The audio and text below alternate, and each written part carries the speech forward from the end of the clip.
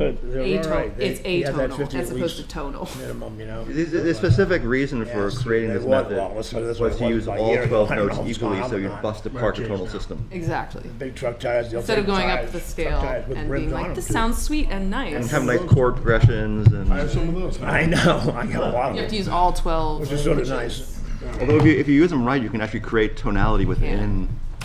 Okay. Take up time.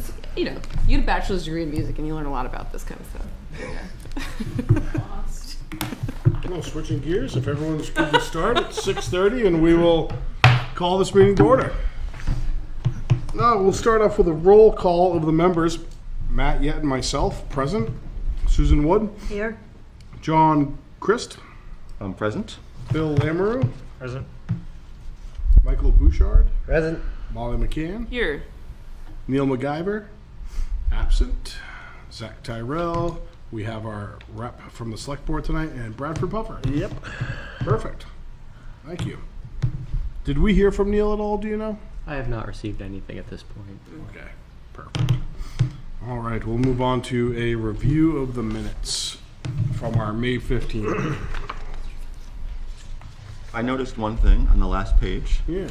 with the, I don't have it in front of me, but the paragraph that starts Yeton inquired. I noticed a Joseph first name rather than a Perez. Good catch. Just for consistency with the rest of them.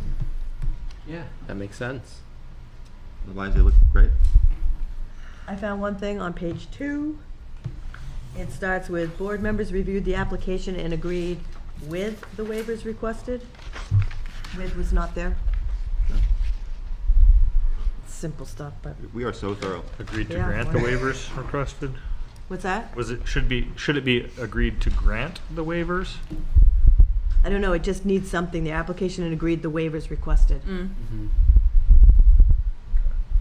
We can have an in-depth grammatical discussion about this. Yep, not me. I'm out. Okay, Sometimes we're not very precise with language. I think agreed to grant is probably the best. Precise enough. Yeah, it's precise.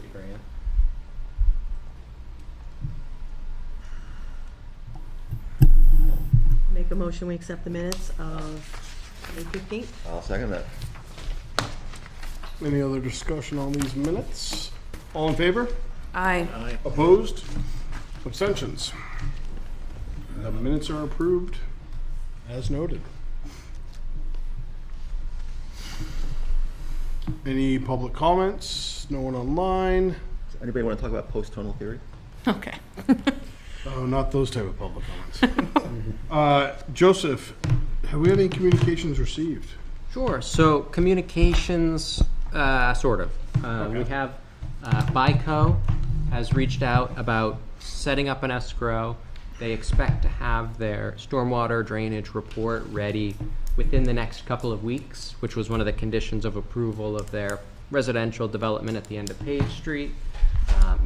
As a reminder, or for those in the public, the condition was that they develop an engineered stormwater drainage plan and then provide for a third-party review of that plan by the town's engineer. So they have made steps towards that. They've let us know that the plan should be coming our way soon. On the same token, Walmart, who was also conditionally approved, has met the condition of revising their signage plan. So they did provide us with a revised signage plan with the revisions that the board asked about in their condition of approval. And then third, the Zoning Board of Adjustment earlier this week approved a special exception for Three Lakes Landscaping, which was another condition that the planning board placed on a prior site plan. So they did get approval for the new wall that they are proposing, or storage, landscape material storage bays within the side setback. And the zoning board did approve that special exception. So that's what I have for immediate communications. Perfect, thank you. Do we have any reports from committees? Sue? Well, the only thing I have is, in the past month or so, I did meet with Scott Whedon about when the committee should start to get together, and he said that it wouldn't be until the end of August or September. So I kind of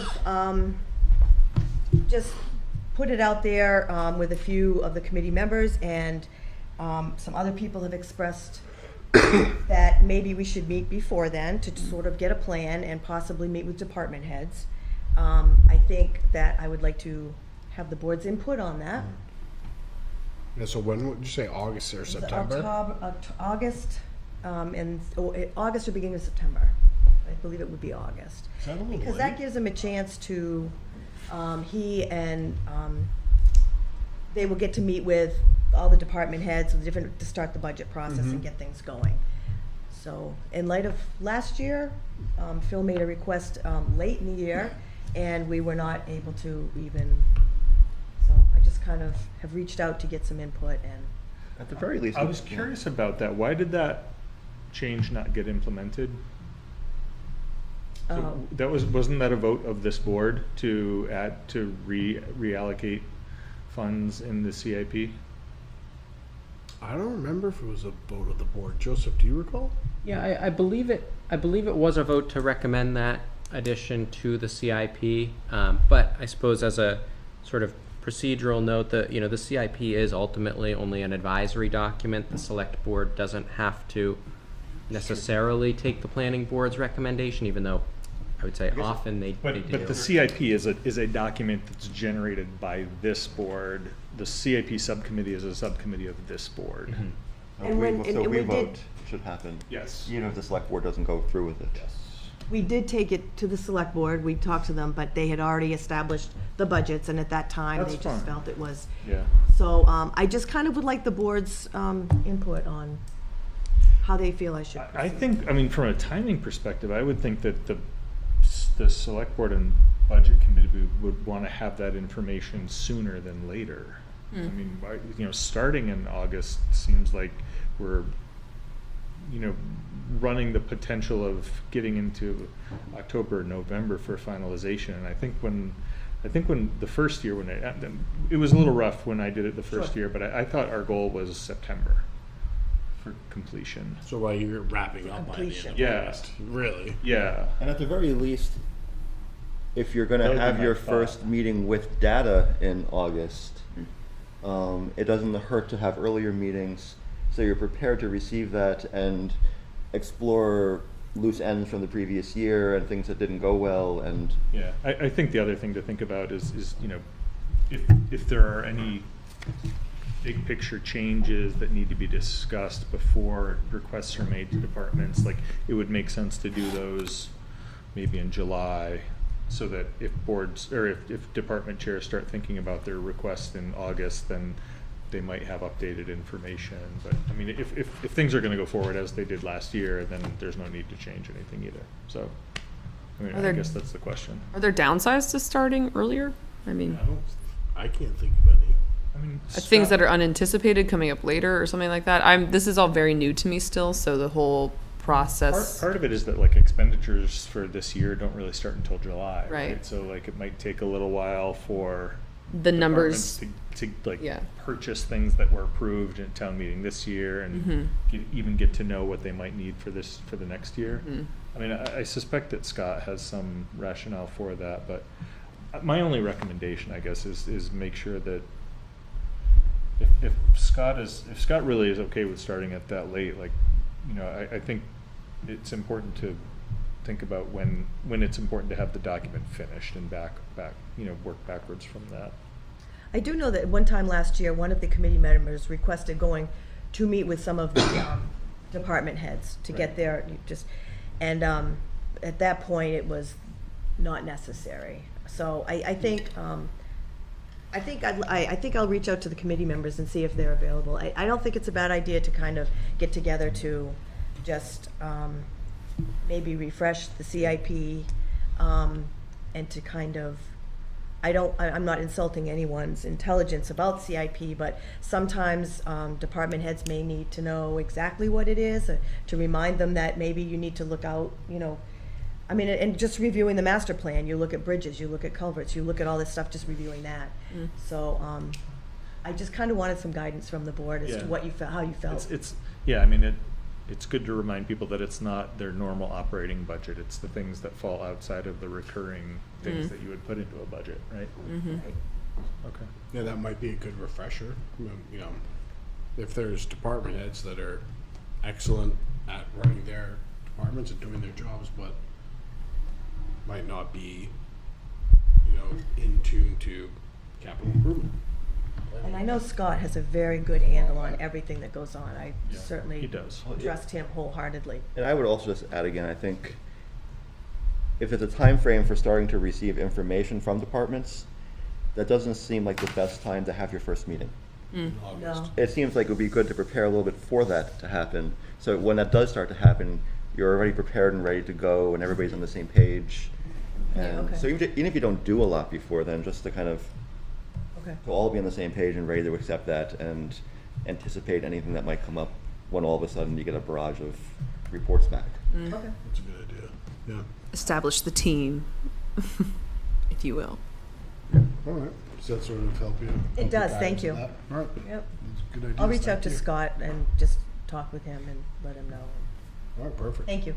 Thank you, sir. All right. Item number 7 on our agenda tonight, new business, starting with the Housing Master Plan Chapter, Project Community Engagement Plan. Joseph, we received sort of an outline from Judy of what her thoughts were for the duration of this project and what it sort of looks like from a 30,000-foot view. Well, not necessarily a view, but You're 2,500 maybe? A different view, anyway. whatever a year is in height. Exactly. Yeah. So yeah, Judy prepared this community engagement plan as a recommendation to the board. It outlines potential engagement steps and checkpoints along the housing master plan chapter project, and it is a requirement of the new round 2 grant to have something documented about what your schedule of community engagement is. Certainly, I would say it's obviously ultimately the board's project that they can talk this through, consider these things. But having spoken with Judy, it seems like she has a good handle on what's going to be necessary, and that's what she has worked to reflect in this document. As an example, I had asked about some of these meetings that planning board meetings where some of this will be gone over that seem to get pretty close to zoning amendment season. But her thoughts on that was very intentional on her part, with the expectation that zoning amendment meetings might be one of the best attended meetings that we have all year. It might be a great opportunity if you have a lot of people who are interested in those issues.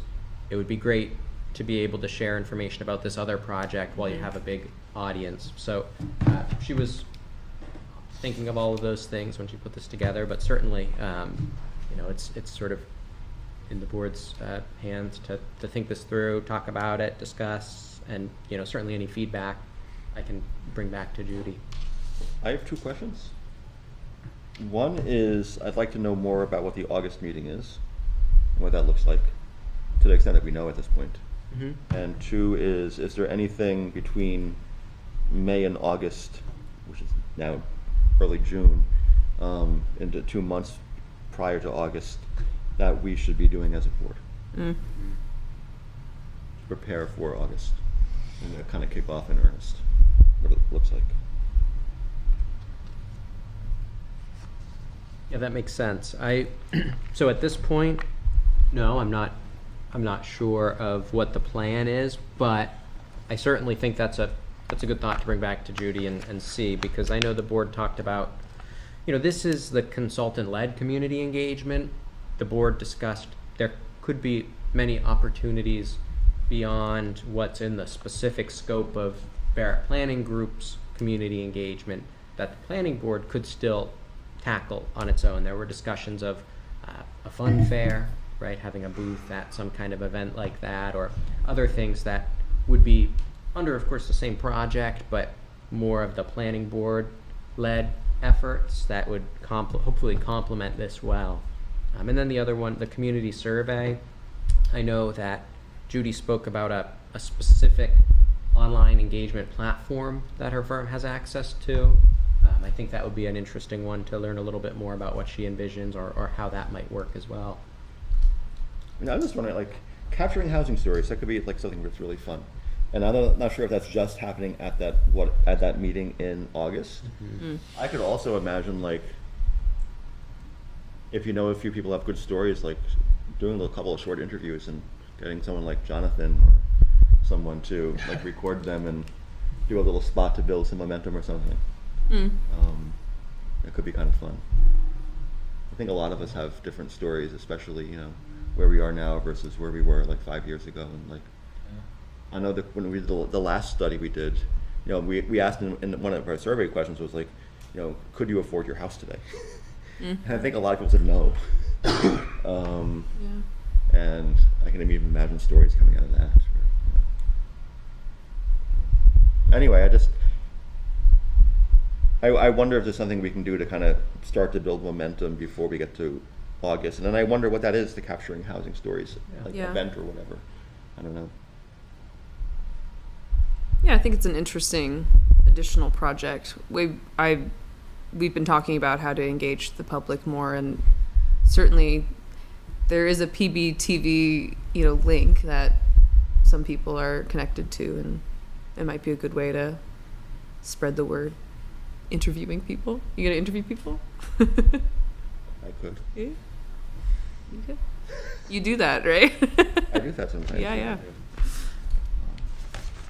Yeah, I think if we can have a little bit of direction from Judy on between now and what we can do in preparation of August of the good job is. It's actually very close. It feels far away to me right now, August, but it's very close.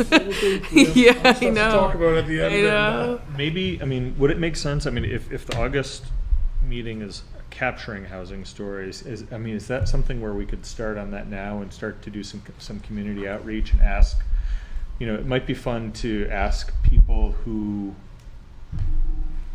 you know, of various ages, some of their, you know, stories about their first house. You know, how did you buy your first house, or what was, you know, it'd be kind of interesting for us to kind of do an outreach to people within the community to say, you know, we're trying to generate stories about, you know, about housing, and, you know, oftentimes people's first homes are adventurous. You know, what's something you encountered? Like, you know, did you buy a brand new house when you were on your first house? Probably not. Like, I know I bought a fixer-upper and did put a lot of work into it. Like, you know, I'm sure people would have stories about that. We also heard some great stories about communities and neighborhoods in our walking tours. Yeah. Right.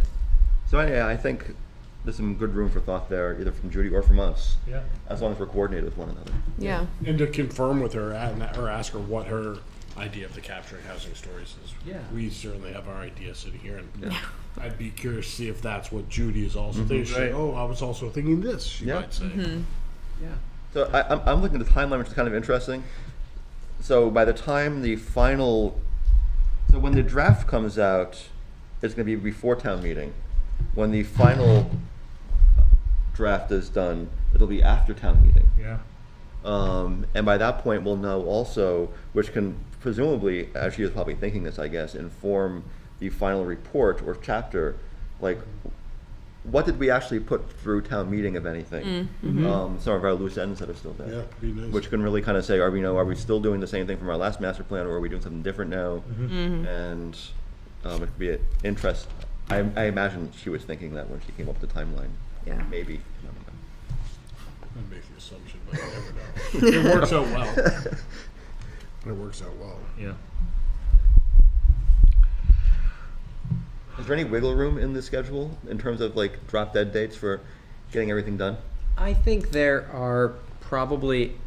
might be a couple of months after May technically that we could still incur expenses under the grant. Okay. I do think this gets us pretty close to the end. It is that mid-2026 time frame. But there might be 1 to 2 months wiggle room at the end, but it is pretty minimal. We don't want to draw it out. I was curious. And I know the board has expressed interest in potentially starting the process of thinking about allocating funding, maybe at this upcoming town meeting, maybe the subsequent one for a comprehensive master plan project that is looking at the other chapters, other parts of the master plan. So perhaps that could feed into that. Sounds like a final- capital expense. It is in the CIP actually. I know. Yeah, yeah. I like this outline. It's an active schedule. Yeah, I like it. And it'll be fast and furious, even though it doesn't look too bad It on is, though. paper. There's a lot there in a Yeah, short Yeah, yeah. Yep, there's a lot of substance there. So So furious. continue with it. Continue with the story. Does anyone have any issues with this or input? Anyone else? That I think it looks fine. Yeah, I second I wasn't even thinking about getting a jump start on the capturing housing Yeah. stories, but yeah, I think it's A a little great bit idea. of clarity on Yeah, how we can help move that forward. yeah, absolutely. Let's get going on that. Perfect. Thank you very much. If there's no other discussion on the housing master plan, community engagement plan that we just discussed, we'll move on to prioritizing our projects for this year. It's this upcoming year, but we're pretty much in the year, so. I'll run us through what those are that we sort of discussed the last meeting where we went over these. Potential zoning amendments under consideration by the board include the Tenny Mountain Overlay District, the Fairgrounds Road Residential Overlay District, earth excavation regulations, commercial uses in the ag zone, home occupations in the ag zone, special exception criteria for commercial uses in the ag zone, or other projects include possible preparation for the upcoming master plan update project. Thank you. So I can't remember exactly what meeting it was, but previous meeting we sort of went through what do we want to look at this year. What I just mentioned were sort of like the highlights of what we said. The bigger ones, if you will. I believe in our packets we have the Teddy Mountain overlay, previous version of the Fairgrounds overlay, correct, Joseph? Correct. Yep. And then, well, if you can kick us off from there, Joseph, please. Yeah, great. And there's a little bit of information and background about earth excavation regulations. So you'll find the RSA 155E in there again, and you'll also find in the digital packet there were a couple of sample regulations, and here today there's the Rumney regulations that are purely something that the board can look at as a good kind of starting point. And we have a member who's very familiar with those and has offered to give some suggestions and input too, which is great. And then the last kind of, I'll leave it as a little bit of a open-ended piece because it is still open-ended, our discussion of potential amendments necessary to comply with changes to state law. I don't want to take too much time, out of the board's discussions if we're not, none of these are actually signed into law, but the ones included in your packet and in this list, with one exception that I did fail to include in that list, are all ones that have in some way or another shown that there appears to be a good likelihood that they could move forward by passing in some form both chambers of the legislature. So of course they could, the chambers could fail to reconcile their versions of the bill, and it could fail. Or the governor could veto a bill. So none of these are law yet, but there is a reasonable possibility that the ones on this list could in the near future become law, and then we would be required to make some zoning or other policy changes related to them. But I can save that for the end if the board wants to talk about that. May I ask a clarifying question? Yeah. I know there was some discussion about some of the potential new laws having a delayed trigger for actual implementation. Yeah. Because they were like shoddily written, basically, and typically they could fix them afterwards. And do you know if that's the case with any of these? So That could buy us some time. Yep. Not that we'd want the time, but like, just in case. it does vary bill to bill, of course, but some of those ones that you're referring to have actually been tabled or Okay. retained in committee at this point. So some of the ones that there was, I think, some initial discussion about needing a little more time for have actually not moved past committee at this point, and so have not been adopted fully by both bodies. So there could be some in here that still have a delayed implementation date, and ideally they usually try to give us until at least after the next town meeting season to implement these bills to comply, but they don't have to, and that does vary bill to bill. Some are immediate and some are delayed by my recollection, but I can certainly go through that in a little more detail when I Well, as things develop, I guess, too. Because nothing's finalized yet, Oh. so. May I ask a slightly naive question? Does the state legislature take a legislative recess in the summer? Do you know? Not sure. Yeah, I mean, I think that their schedule is, sometimes they get called back, but, yeah. Once each branch will have their own hearings on their own bills, then Yeah. they do crossover, Yeah. and then sometimes there's reconciliation, Yeah. and they have to go to the governor, so like, But they never. nothing's finalized. They're going to continue to work all summer. They're not going to. This is the big push right now. Yeah. Yeah, there's a lot of bills at this point that have crossed over, and many of them have passed the second chamber. So I would say there is a time frame, and I apologize, I don't have that handy of what the time frame that the governor needs to act, either sign or veto once it's passed both chambers and been reconciled. Or they can let it sit on their desk and it becomes law without a signature Yeah. after a certain period of time. Oh, as well. interesting. Yeah, and is there a time that the governor has to sign it, like 30 days or until it's They null can and sign it. They can sign it as soon as it lands on their desk, but there is a period of time where if they don't veto it, it becomes law without their signature. Oh, interesting. void? Oh, it becomes law without the signature. They can, yeah.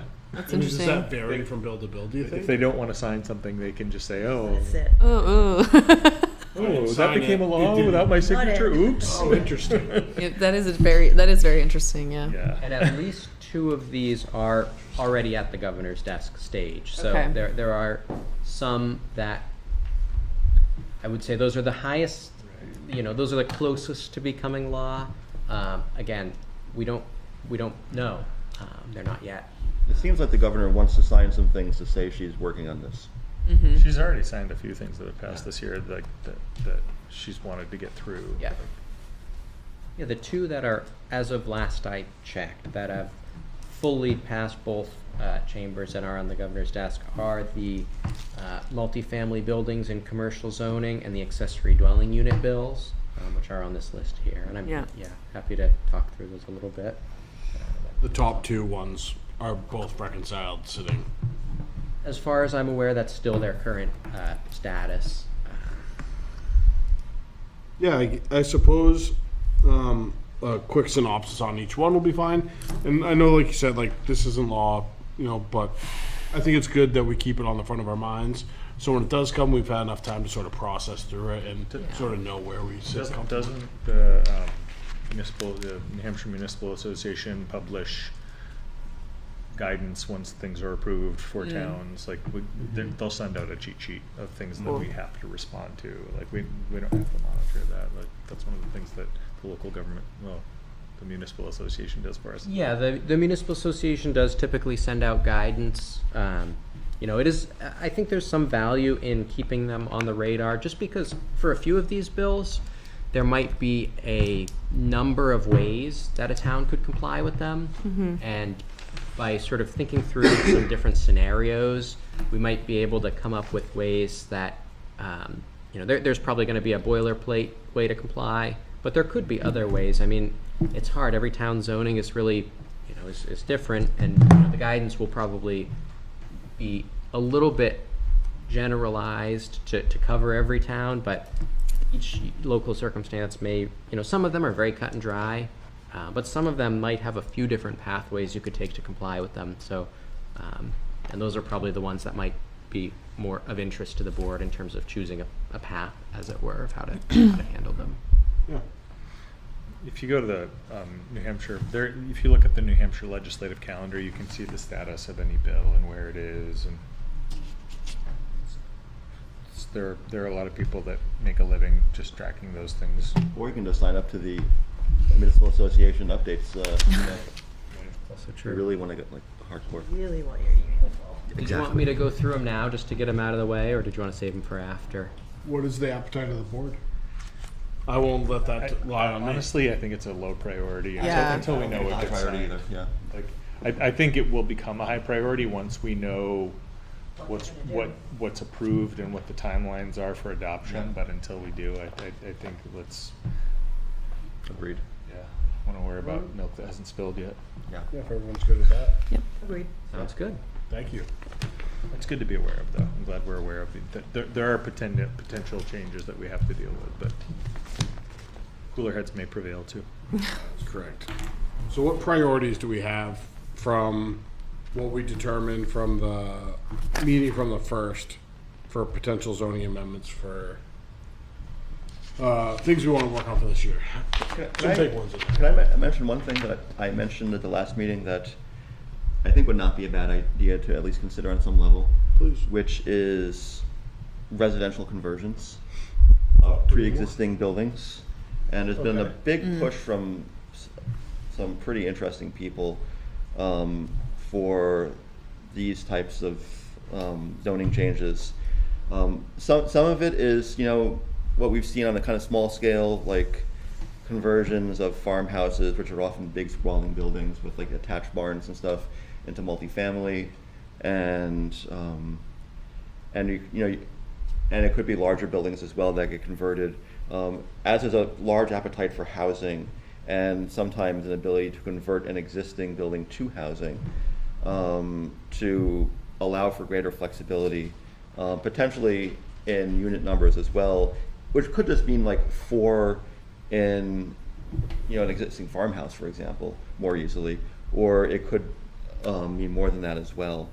So where you're saying you have an existing building, it's already there anyway, and allowing more units than we might otherwise allow in zoning if it's an existing building.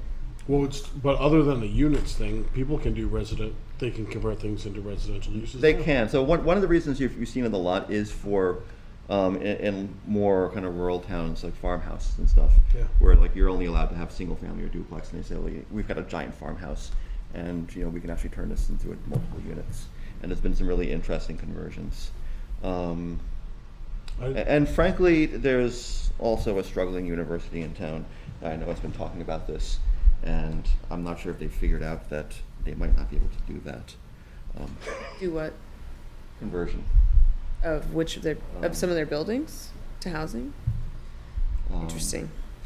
And Well, so I think there's a the lot of university isn't subject. I mean, the investors of off-campus housing might be subject to that, but the university is not. the university. In my reading, would if they tried to do a non-governmental use of land.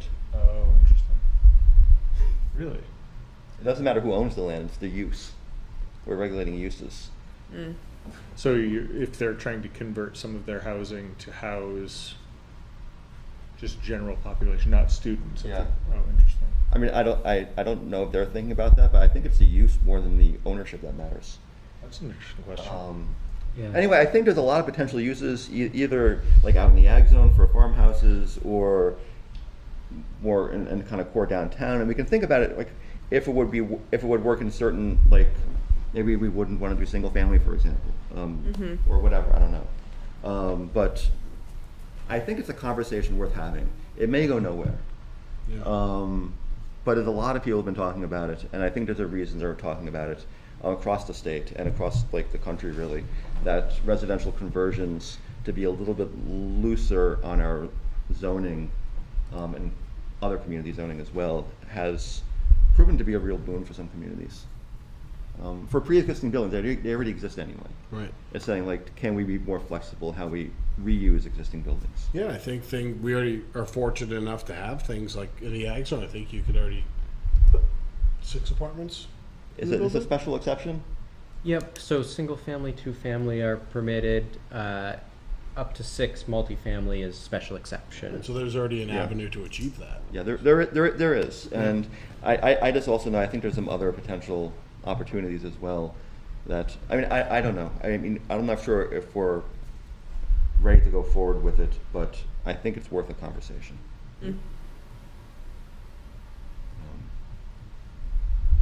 to have this, in addition to what we have here, I wonder if we have an appetite for that. Well, what does everyone think? I don't know. Do we want to determine?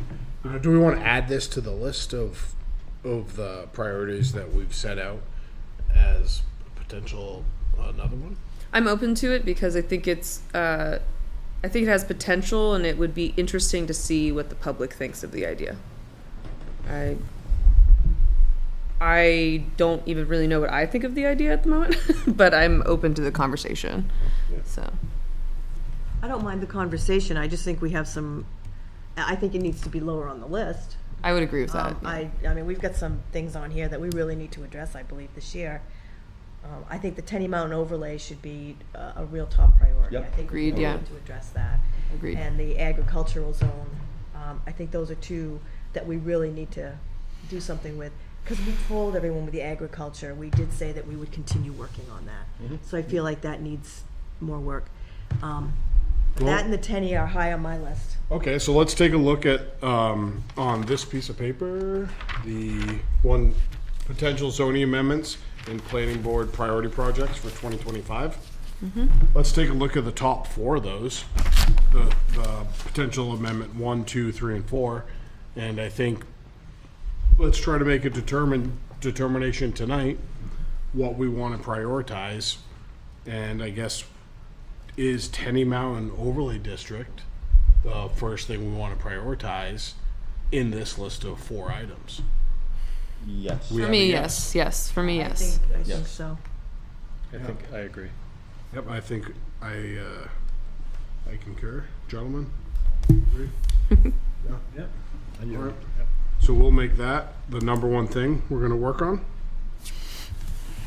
Second thing, do we want to do another overlay district, earth excavation regulations, or commercial uses in the ag zone? What's everyone feeling an appetite for that? I would say for number 2, Fairgrounds Road, it's written.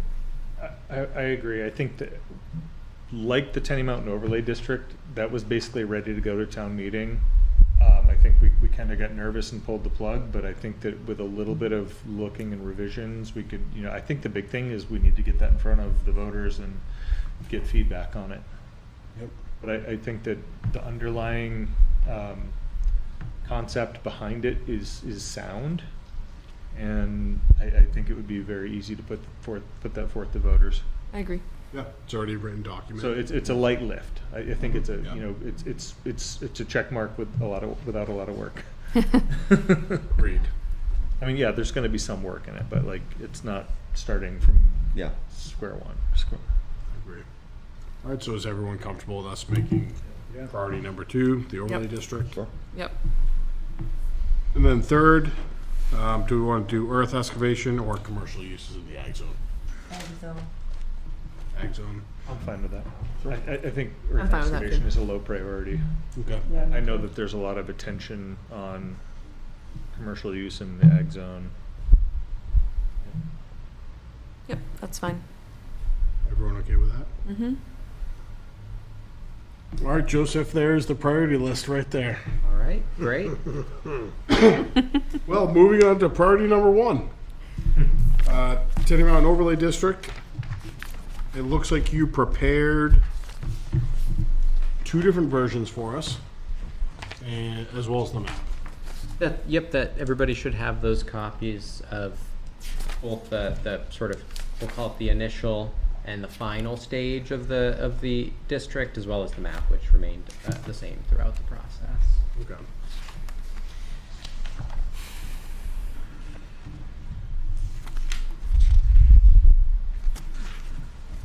Do we have the fairgrounds overlay in here as well?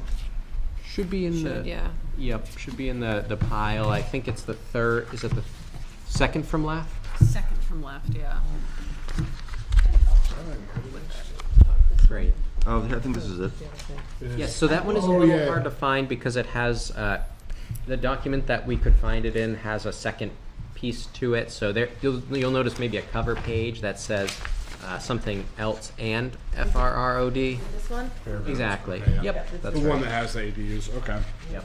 And just because that was the document that we copied over of it actually also had that other piece in front of it, and for some reason did not want to be deleted out of the PDF, so it kind of all wanted to stay together. But that's, so just kind of ignore the ADU piece. So are we talking about the penny overlay then? Yeah, let's talk about the Tenny overlay one first. So, I mean, we had the initial draft, we made some last minute revisions. We heard recently from, Judy. yeah, Judy that, she had thoughts about the last minute revisions we made. So, yeah, but those were, if I remember correctly, we did receive a request to address those things early in the process. We kind of, we didn't really address them at the time. In part, they were kind of buried under a lot of not very important requests as well, Yeah. which didn't help. That's true. They didn't really prioritize, which is kind of strange, but regardless. I'd be willing to look at, I think we should look again at those changes that were made and see, process how it changes the outcome of the intent, and see if that's still something that we like, or if we want to. Go back to the original. So some of the changes were obviously done like after 10 p.m. and, Yeah. Right. Last minute, We were which, all is, which, tired. is, which is an issue. I think the concern that we had, I think it's a legitimate one, that if we don't allow for some provisions for housing outside the village core, that they're going to find a way to do it anyway, which is through subdivision. Right. And that takes oversight away from the planning board over that process, because they're going to do it either way. Right. And by allowing it to happen within the overlay district, we have a little bit more say in how it looks. And that's probably a good thing. Can I just go back for a moment? Yeah. And say that I think that, so I took a deeper look at this document than I did admittedly at any point last year, because I think my brain was just drowning in lots of information last year. And some of the concerns that immediately came up about conservation, and we had all this discussion about like impact on view shed, and what if there's going to be a giant tower on top of the mountain and stuff like that, right? Which are legitimate concerns, I think, that probably many people, when they first saw this document, were worried about. And I found that it truly is really well written, and there are really specific objectives that include, conservation efforts in the building. Like if you submit an application for a PUD, you have to preserve open space. You have to build on only buildable land, that kind of stuff. And I don't think I fully appreciated last year how much that's baked into this document. And I just really appreciate that, because I think that was probably one of the bigger concerns of the public about this kind of thing. Yeah, and I think Judy heard that. And she- Yeah, absolutely. Yeah. So I just wanted to reiterate that in general. I had second thoughts about the view shed concerns. Did you? Only because, well, I forget where we ended up, honestly, but I know that there was some public concern about the visual impact of a facility like at the ridge. Right. I don't think that will, in my opinion, anything that's on that ridge is still going to be lower than the wind towers. I would agree with that. Yeah. Yeah. From an impact perspective, you could have a 70-foot building up there. It's still going to be shorter than the towers.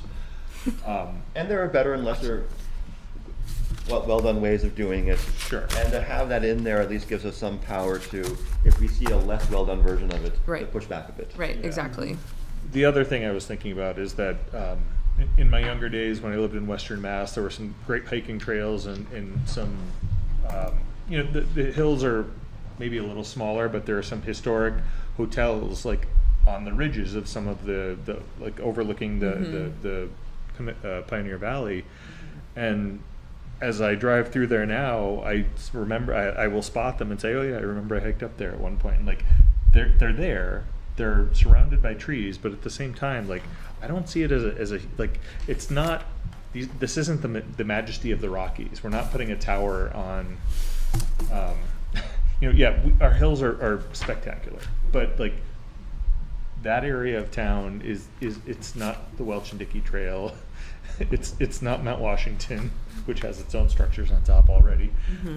You know, And it can be done really badly. And it an can be eyesore. done badly, but I think As long as we. But we would preserve have some- oversight, Yeah. I think so we'd that be able to there's prevent it from room- being bad. You know, the owners expressed an interest in doing some kind of a function center, you know, at elevation, and I don't necessarily see it being out of character for. They're often really nice. Yeah, it could be.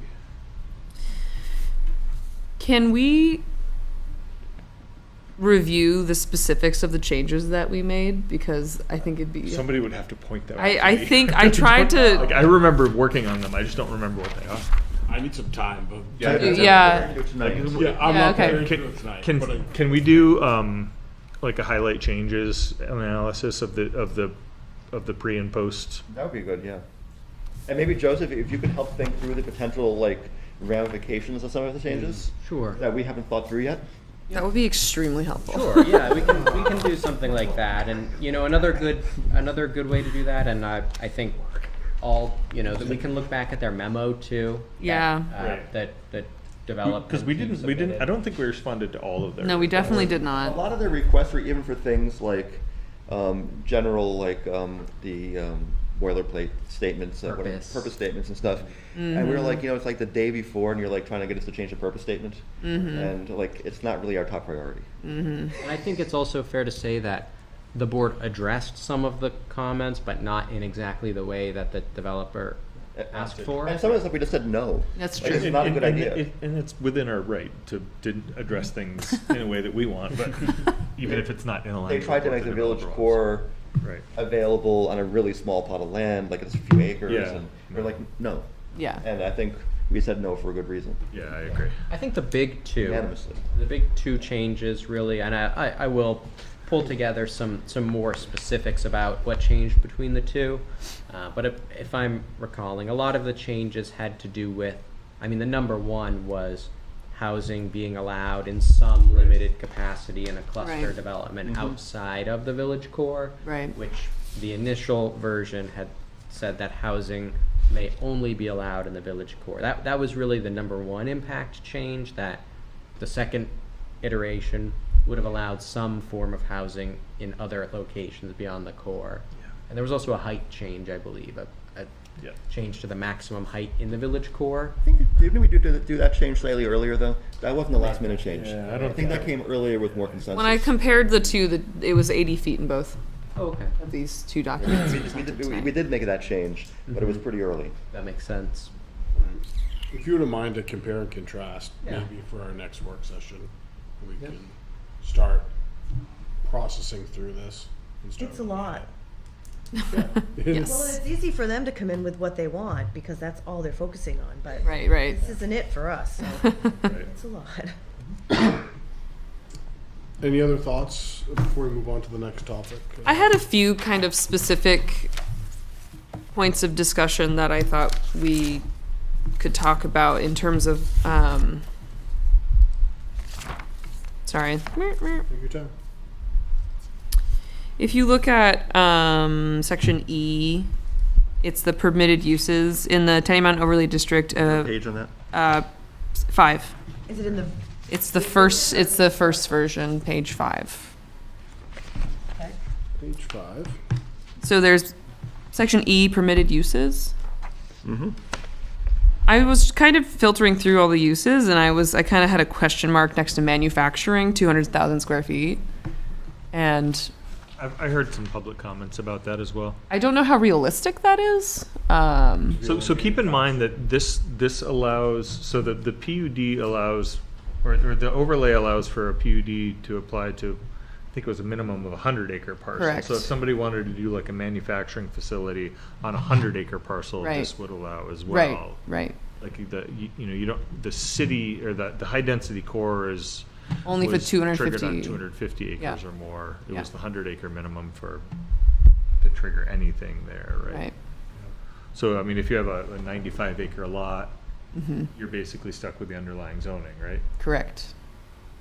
Correct. So I mean, there aren't that many. Permitted commercial use, What's that? which is no permitted commercial use without a special exception. There are some, but you're right. Recreation and childcare Yeah. are the two that are permitted in the ag zone by right. Okay. The question is, for me, is manufacturing something that we're fine with specifically? I think what drove that, and I'm not answering whether I'm fine or not. Okay. 'Cause I don't know what that is. Yeah. I think what drove that is, in current developers' eyes, I remember him discussing like Biotech. manufacturing, and Uh-huh. I think that is that what drove that, guys. Yes, Joseph? that's part of what makes the whole project more feasible economically, is to have a second source of revenue jobs. stream. Yeah. I remember it being about laboratory rather than manufacturing Yeah. specifically. I know that part of the laboratory was about the growing of organs. Which we have research and development and testing. Right. labs. So I don't know what the line is between Yeah. those things are.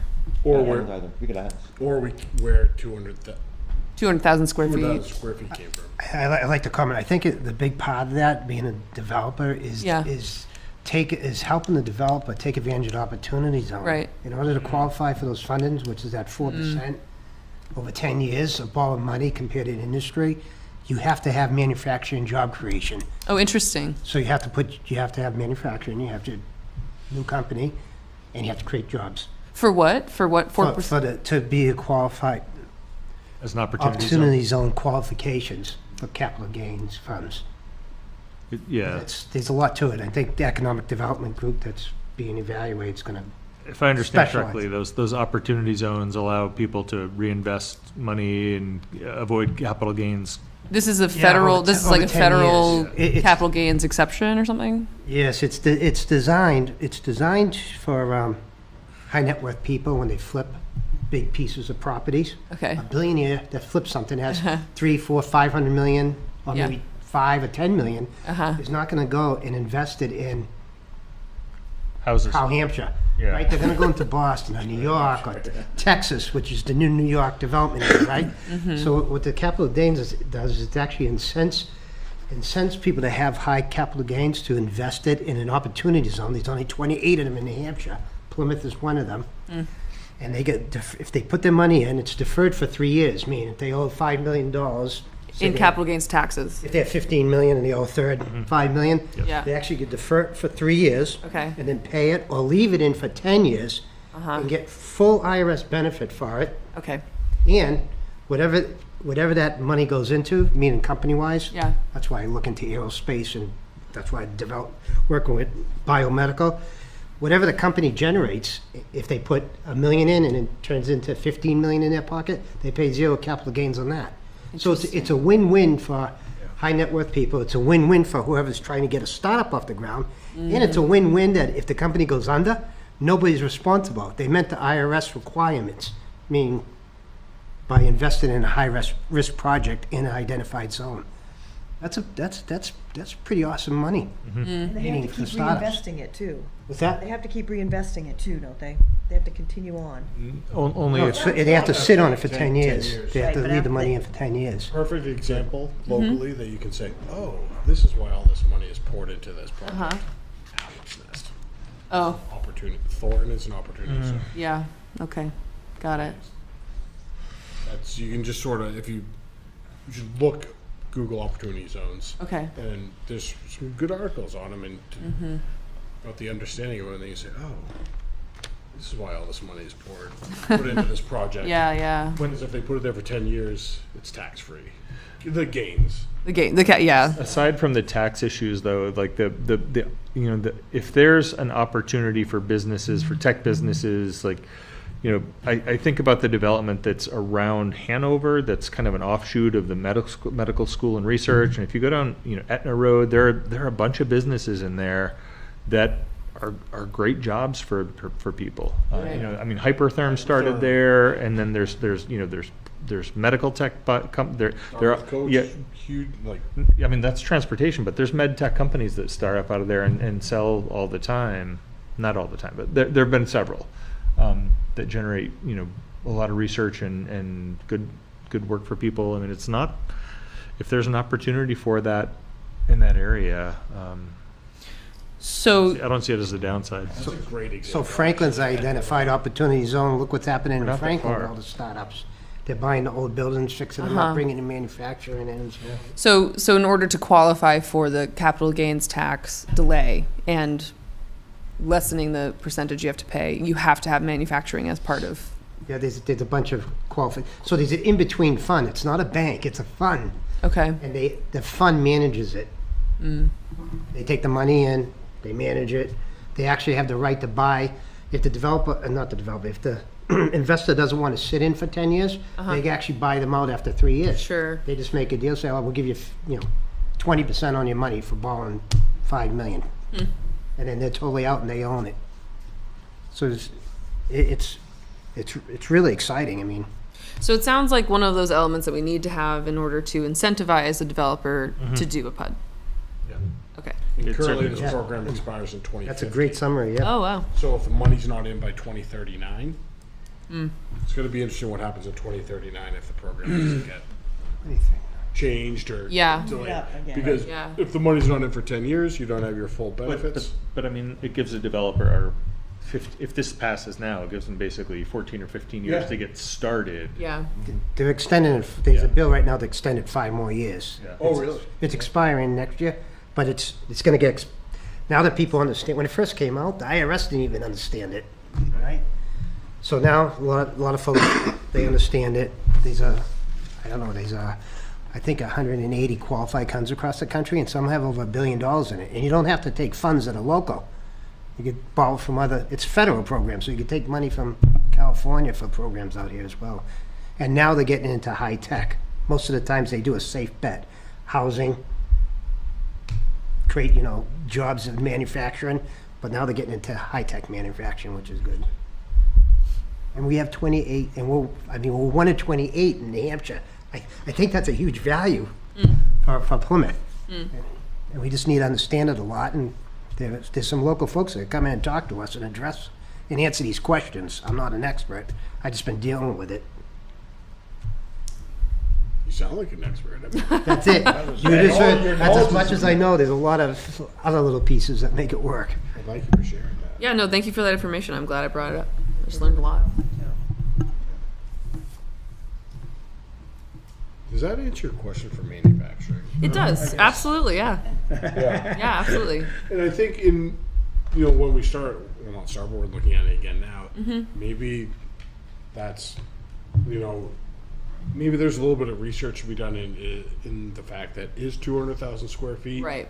appropriate? Right. Is it too big? Is it too small? Is it, Yeah. not, Or is it like the minimum necessary? A big building. Right. Because I could, if you said, hey, Matt, tell me what It's a a 200,000 square massive foot Amazon warehouse looks like, It's large. I wouldn't be able to. That's like, That. it's almost 5 acres or more than, yeah.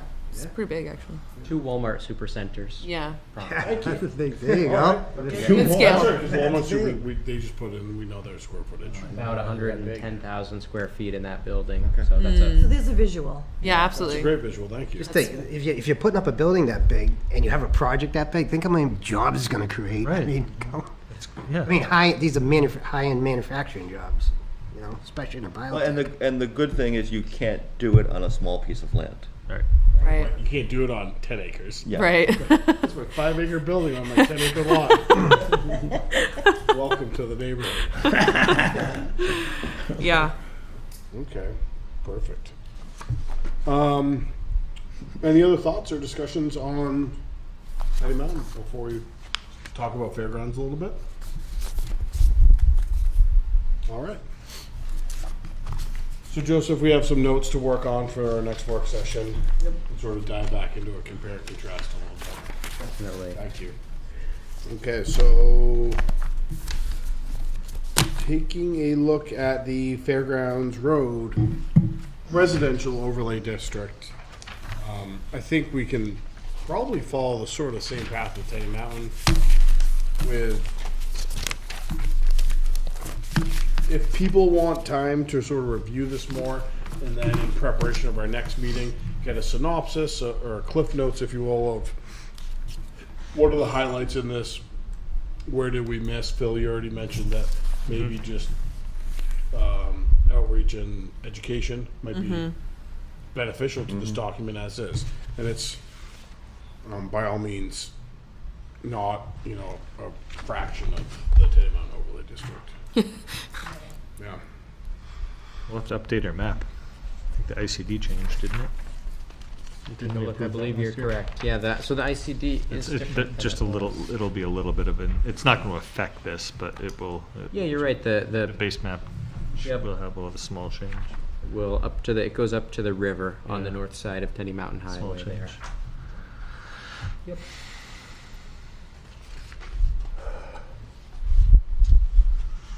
Makes me wonder, is there a reason we don't go all the way to the river on the east? Where are we? I'm looking at the map of the Tenny Mountain Overlay District. Tenny Mountain. No, Tenny Sorry, Mountain? no, Fairgrounds. Fairgrounds. I thought you said that was fairground. Fairgrounds Overlay. There's not much down there, though. Oh, like the east side of North Main Street? Yeah. And it could be across the highway down to the river. I'm not sure you can. Yeah, I'm not sure you can really do a whole lot there. No. Like right here? You talking? I think CXC said down by North Main Street. Yeah. I mean, if you look at, I mean, I see two things why we're doing this.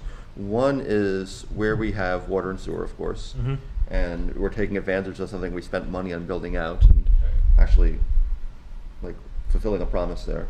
And two is that when you look at like what's there, there's an incredible amount of density already there, Yeah. and to allow some more of that density that we already have in this area, and yeah, I mean it makes sense to me. And you can still continue to do your agriculture, and we have some agricultural uses there, and that doesn't have to stop. Yeah. Yeah. And That piece that's blocked out, isn't that the cemetery? one of them It is, yeah. definitely is cemetery. Yes. Yeah. Cemetery, and then you've got like that church area. I was gonna say, yeah, church and yeah. Yeah, you've got Let's a extend it church. across the cemetery. I'm not sure we need to include that. Actually, yeah, it's It's against state law, That one's a probably. gorge. the church, the floodplain. Yeah, I think it's You have the church and the cemetery. right. Yeah. Yeah, the one in the middle is kind of a gorge. Yeah. Oh, that big, yeah. Yeah. Long gully, Yeah, yeah. and then you head on to the cemetery, which Yeah. is that bigger piece. It's the former ox. No, I can't tell if that's an oxbow or if it's man-made. Looks like an oxbow. It's probably an oxbow. This is right underneath the gully. All right. Who does that belong to? Dunno. I think I wandered around down there. Oh, goodness. Town of Plymouth. Yeah, this is, Matt, just like you said, I'm not familiar with Town of this. This Plymouth. is before my time and I haven't studied it very much, so. Oh, no I problem. need some time to look through it, I think, with some Chapel. refresh our memory, and we can dive right into it. Yep. Earth excavation regulations. We have an example of Rumney's. Is that correct, Joseph? That is correct. Yep. I think the 155E is what. Yep, and a copy of RSA 155E, which is so. Yeah, if towns don't have locally adopted excavation regulations, then 155E is what applies in that town. There's a process spelled out, sort of how it interacts with the town zoning, who the regulator is, planning board, and then generally an earth excavation under 155E is going to be a special exception use. It is a broad, it's a pretty broad statute, and it does supersede local control or local zoning if we don't have specific regulations that are more stringent that we adopt at the local level. Many towns do. Rumney is an example of a town that has regulations that deal with kind of the blasting side. Other towns too. There was, I think, Allen's Town was in your digital packet. There's a whole range of very, very short to very, very long, and people here who are very knowledgeable about that too. What is excuse me, Rumney, is this for Rumney? This Yep. is theirs? Their We don't- regulations are in the back. Okay, but This is the does state one. Plymouth have one similar to this or not? We do not at Oh, we this don't, point. huh? No, Plymouth does not have any currently effective, so we just use the state statute. Oh, we That's use that sand as theirs? 155E. Yeah, the top. Which would be the one. So because of this, because we are only using state statute, is this essentially allowed anywhere in town by special exception? So it says in the in here, and let me give you the exact language because it's a little bit specific, but it essentially says it's a special exception in any rural part of the community because it's a rural, that's broad- right.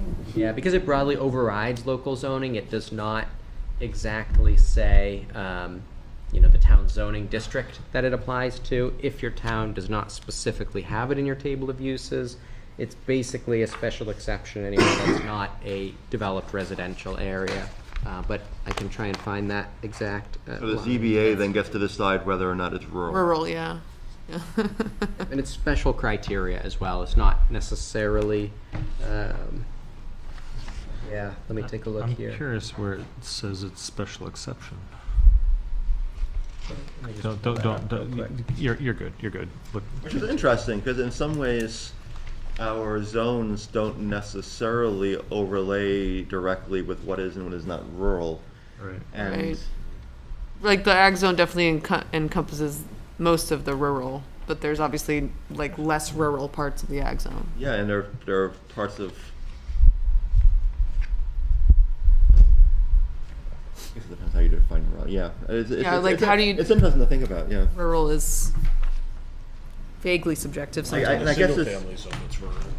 The what zone? There's even parts of the single family. That's what I was zone trying to think of. Yeah. Right. There are. Like, Yeah. Isn't like Sunrise Circle like up over the top of Thurlow Street? Yeah. Oh, yeah. That's true. That is single Single family. family, Yeah. yeah. You're Yeah. right. It is. Pretty rare. So that's kind of where I was thinking, like where that dividing line was. In Yeah. my head, I was going through that. Yeah, I think it might be sort of out in Texas. Yeah. No, but I think Yeah. that is, yeah. I'm pretty sure it is. And it's probably, is there a legal precedent for defining rural, or is that really up to the ZBA to kind of interpret on their I own? feel like there is a federal definition of rural, but I think it's at a larger scale than what we're talking. Yeah, there is like a census definition. I'm Yeah. guessing that's probably, like you said, a bigger, Yeah. bigger scale. You can go even frontier still exists on the census, just so you know. I thought the census declared the frontier closed in 1920. Oh, I'm pretty sure that there are places in Utah that are still classified as frontier. I thought the 1918, You could 1920, I thought one of the censuses Ended around it? the turn of the 20th century said the frontier is now closed. Oh well. That's rude. There are people who believe they still live on the frontier. How's Well, that? Of course. Yeah. That was tangential to this conversation. I apologize. Playing my historian role for a minute. I was noticing that it was tangential, but I was enjoying it. Okay. Good. All right, I have that section when people are ready. So it's actually, I misspoke slightly. If the local zoning does not specifically allow or disallow these in any way, that is, if your local zoning does not address these, the excavation shall be considered to be a special exception use in a non-residential area of town upon a finding by the zoning board of adjustment of the following 4 criteria. Which one is that? So this is, it's, give me a second here to pull that back up. It's not. Is it like E3? No. Sorry. Oh yeah, it's E43. Thank you. Yeah, it's, and then that lists those 4 criteria, which do differ from the usual special exception criteria. So the 4 are: the excavation will not cause a diminution in area property values or unreasonably change the character of the neighborhood. Number 2, will not unreasonably accelerate the deterioration of highways or create safety hazards in the use of highways. 3, will not create any nuisance or create health or safety hazards. And 4, the excavation complies with any other special exception criteria set forth in the local zoning ordinance. So it would be those criteria would also need to be found to be met by the ZBA. So it seems like it would be a good idea to adopt something more specific. I'm not sure if it's a rush or not. And I certainly need to get myself up to speed because I know very little about Same. this particular Yeah. land use. And It is a very specific charge that we are burdened with. Like, there was a woman at DES who came out and spoke to us. Like, I'm not even sure if she's even still doing it, but it was great to have somebody who was really knowledgeable that could advise on these. Unless there's a specific reason to like really be chomping at the bit on this one, I'm not certain it's a huge priority, but We're current with the state. it would be Yeah. nice to think a little bit more thoughtfully about like Yeah. how we would like to do this Yep. at some point. By the way, 1890, the Census Bureau declared this Okay. the frontier closed. However, apparently it has been reasserted in some places. Oh, okay. There you go. So I might be right. Yeah, I think we're both right. Oh, that's usually what ends up happening with most arguments, I find. All right, if there's no other comments on this, we'll move on. Or the census. And Yeah. or the census, you know, because we did decide it'll be number 4th on our priorities. Yeah, yeah. So, number 3rd,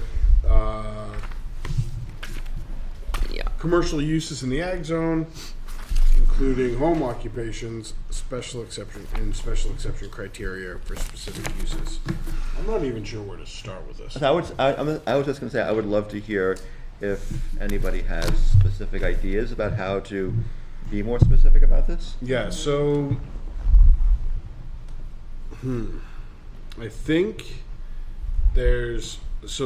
in discussing what we discussed at the end of last year before the petition warrant article got signed, we were talking about size, scale. Well, I don't know why. There's no third one. Size and scale, I Scale. think, were some of the big priorities. Joseph, are you able to maybe or have you seen any examples of where size and scale are also used successfully and, you know, with clear direction?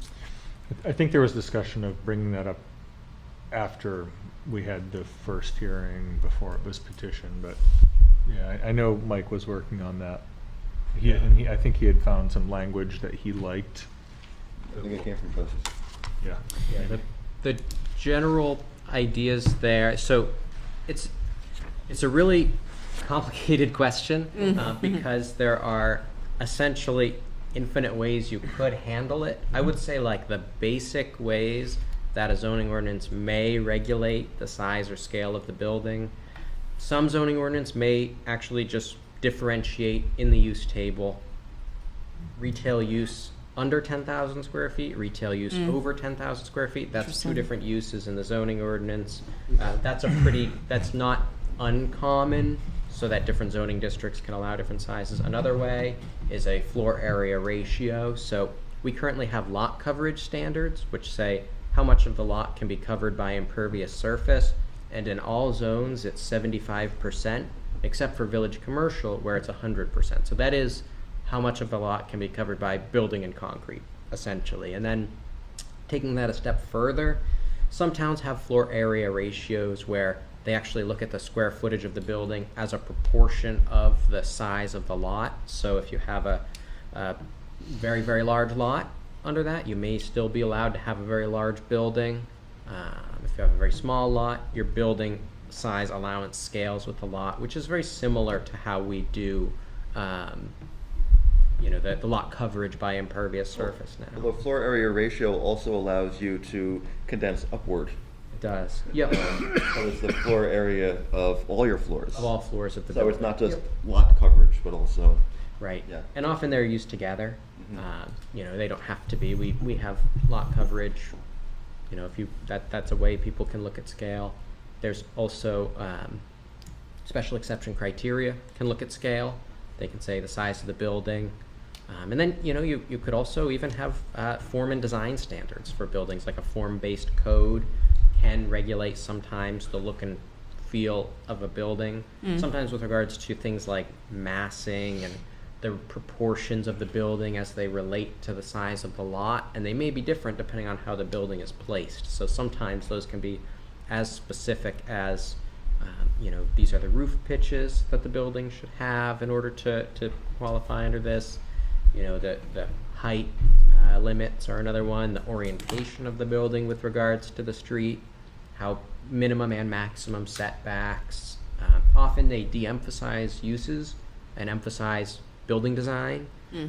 So you might have instances where the regulation is primarily looking at what does the building look like, not what's the particular use category. Though usually they're broad categories. So those are like 4 or 5. There are a lot of ways to get at this. Another one, which is used in some communities, and it's kind of like the sideways workaround, is sign regulations.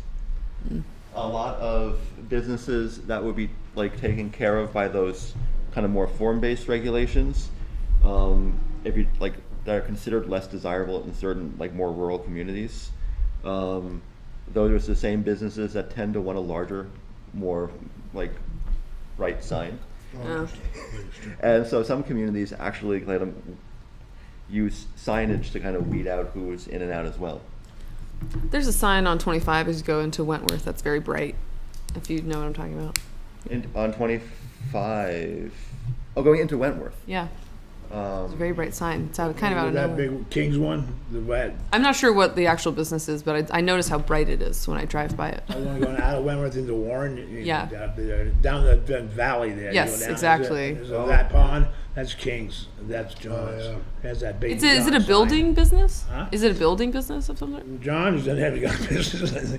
He's sort of, they rental now, but now he's starting to do retail lumber. Oh, interesting. That's on Oh, that yeah, side. there is like a yard there. Firewood. Yeah, he does Yeah. firewood, yeah, he does that, and, Yeah.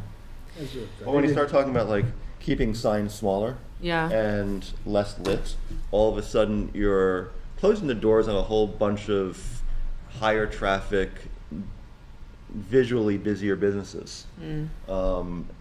And I don't think it's like the silver bullet or anything, but it's certainly something to think about. Yeah, and I think the goal of this isn't to necessarily limit business. It's to create opportunities for business. You know? Also limit certain types of business that, Yes. that some people don't think fit in the ag zone. Right. Form of freedom of speech. The I kind of want to come, since we're just brainstorming. Yeah. I kind of want to come back to the idea of there was I recall some discussion about looking deeper at the special exception criteria, which is on this list, and I want to reiterate. I think it's a reiteration. Potentially meeting with the zoning board to talk to them about how special exception is working for them, and if we do need to add or change or Specific criteria. Right. Other than the generic ones. right, Yeah. exactly. Great idea. Because I do remember that being a concern. Yeah. It was. Yeah. So I would love to meet with ZBA and get input from them about that. I was also thinking about 3A when we were talking about redrawing the ICD boundaries, and Phil initially brought up the idea of going all the way to Circle and then 3A. I wonder if it's redundant with the discussion of the Tenny Mountain Overlay District, because we're talking about the district potentially being like covering 3A, but maybe it'd be worth it to consider rezoning a corridor of 3A to have more open commercial Have been considered uses. in the past. Yeah. So I still like the idea. So if you look at the highway commercial, which is Yeah. North Main Street, Yep. that allows for a mix of residential and business uses. Right. And I think that model could easily be applied to 3A. Like we could make another highway commercial area Yeah. on 3A. I'd have to dig into these tables. Yeah, I a mean, little. it would probably make sense to look at the use table and see what's allowed and what's not. It's not as generous as the ICD, but like, I think it would That's me, Turnpike. it would accommodate. My understanding is it would accommodate basically the businesses and the residences that are there already. Like I don't. See Yeah, that- it's already I fairly don't see that pattern commercial. of development as being problematic for that area. No. Like I think it's almost ideal and. Yeah. And it works there, and it doesn't work Yeah. in other parts of the ag zone. Right. Yeah. Are we talking Mahan Turnpike? Mayhew 3A, Turnpike, yeah. yeah. 3A, yeah. Yeah, Mayhew Yeah. Turnpike, right. And then another piece, sort of to just point back to the Tenny Mountain overlay. So there are really two things to think about with that Tenny Mountain overlay, because it creates an overlay zone, and within that zone there is a list of permitted uses. Right. and one of those is Tenny Mountain Overlay District. So there could be other, and are in the text that the board has other uses besides a PUD that you could do with the Tenny Mountain That's Overlay. true. And I don't know that I don't know that it's a very extensive list. I think it's the only big one is research laboratory. Ag, bed and breakfast, forestry, civic use, research lab, recreational ski area, resort, recreational facility, and the planned unit development. That was Yeah. just to note that that is, there are two pieces kind of to think That's about. true. with the mod. Yeah. Okay. Well, that's a good starting point for So looking at 3A, the ag zone, 3. just offhand, looking at like the area requirements for the highway commercial are closer to the ICD than they are to the ag zone. Minimum lot sizes, setbacks, that kind of stuff. But Joseph, to come back a little bit further, I'm curious about some of the more form-based options, and I'm curious about them because I wonder if you have any feedback on what has worked well for communities and not, because some of those design guidelines can be so abused. Yeah. And I love them in principle, but like sometimes they're so easy to abuse. And you In terms you of by the town or by like, the you're following it by developer? the letter of the law. Oh, I see. And then like what you get is some monstrosity that you Right. never wanted, and that wasn't the purpose. Right. And I'm wondering if there are examples where it really works. I think so. It's a good question, right? And there are many different ways you can think about form-based code.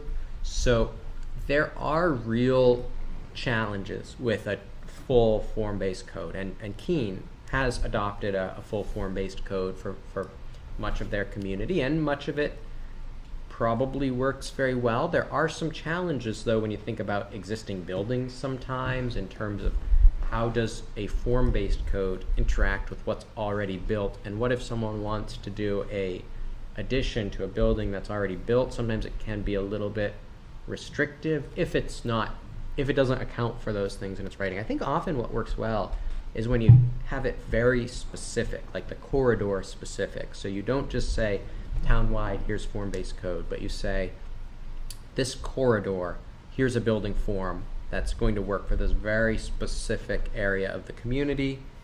And even then, it's not perfect because some elements of form are very objective. What percentage of the facade has windows? How close is it to the street? What's in between the building and the street? Is it parking or landscaping?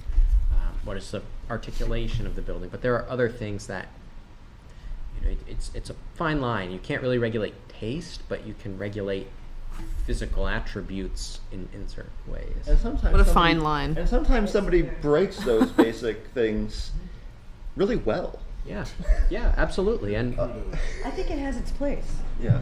I'm not sure this area is the I mean, place. there's something about the ZBA process that I really like, in the kind of human element of it. Yeah. That it's not just like kind of cut and dry and a bunch of words on a page and you have to follow Yeah. them. There's a little bit more of a kind of give and take with actual human beings.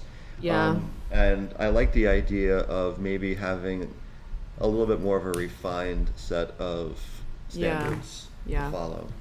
I'm also curious. I mean, when we are bringing back the idea of scale, I'm wondering what the commercial uses people feel should be allowed in the ag zone by right if it were limited by scale. Are we talking specific examples, like anecdotally, or just like No, broad? like if we looked back at the table of uses as it exists now, Yeah.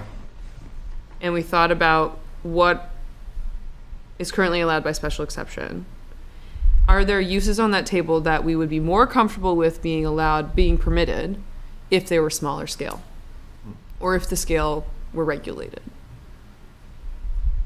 That's a rhetorical question at this moment. Can I ask a bigger, like a stepping back a little bit question?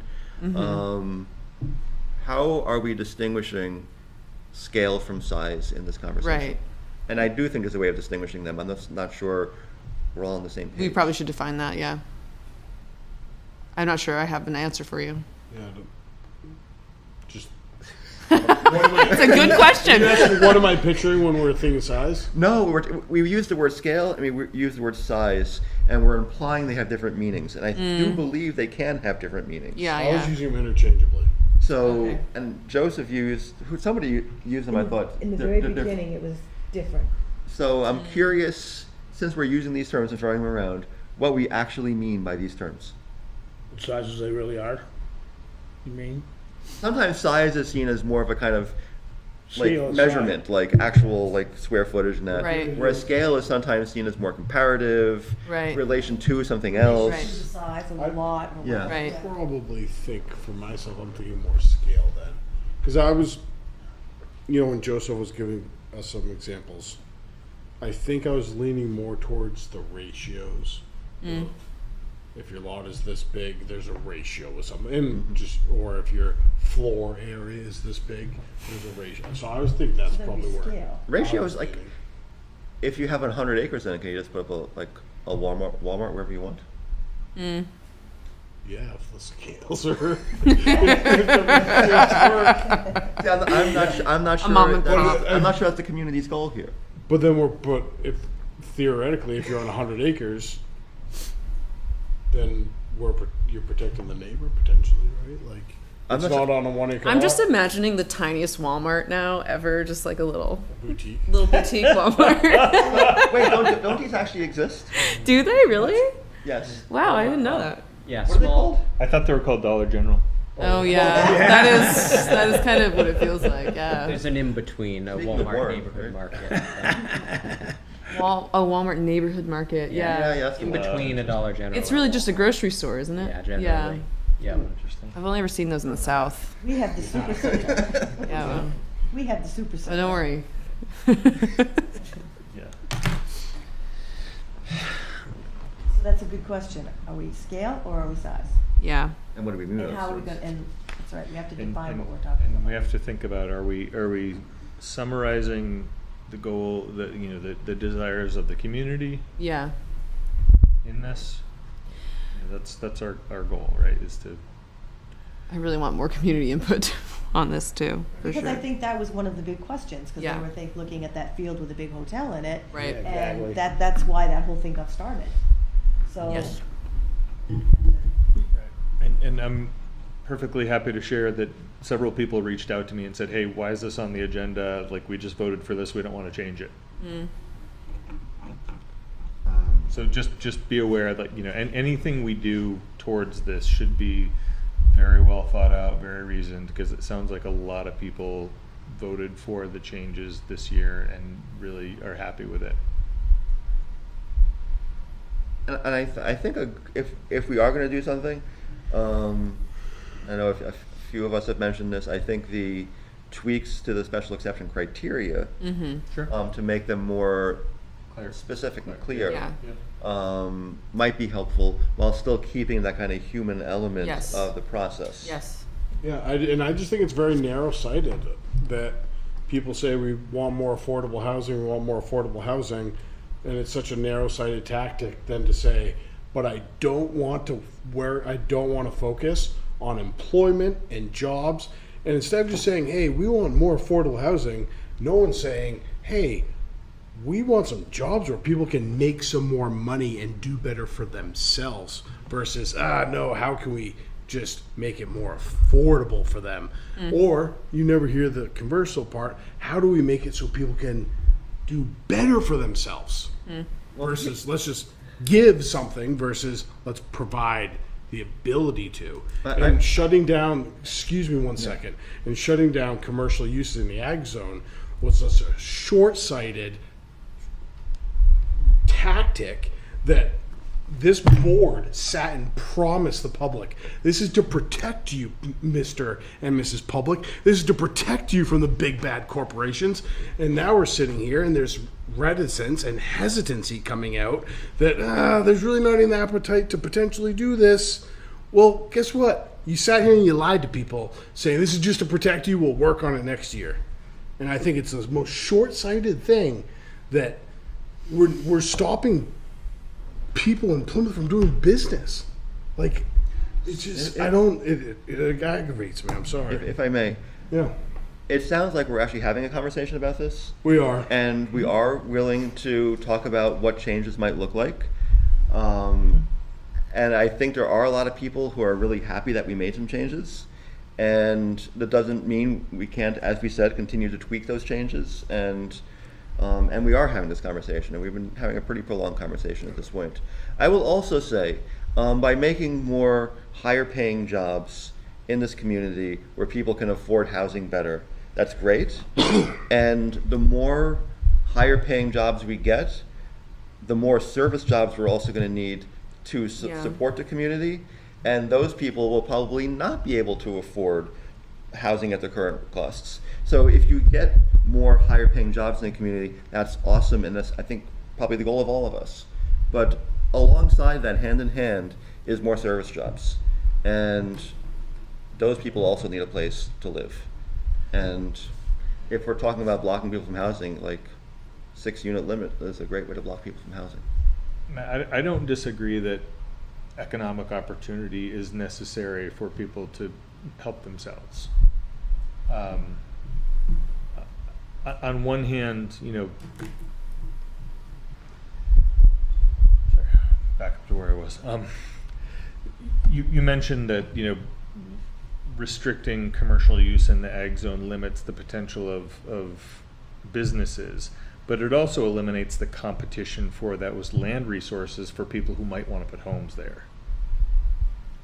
Say that again, So if you don't mind. if there's land in the ag zone, and if people are trying to buy land to put up affordable housing, if they're competing with businesses that are also trying to site there, they're competing with somebody with deeper pockets. That's what you're saying. So Yeah. in a way, having businesses in the ag zone reduces the opportunities for affordable housing. So we're controlling highest and best use. That is the point of zoning. Oh, The whole point of zoning is to say, Right, this to is take where we from want one. businesses, this is where we don't want businesses. I believe David Kent said it best. We're taking the rights of one to give to the other.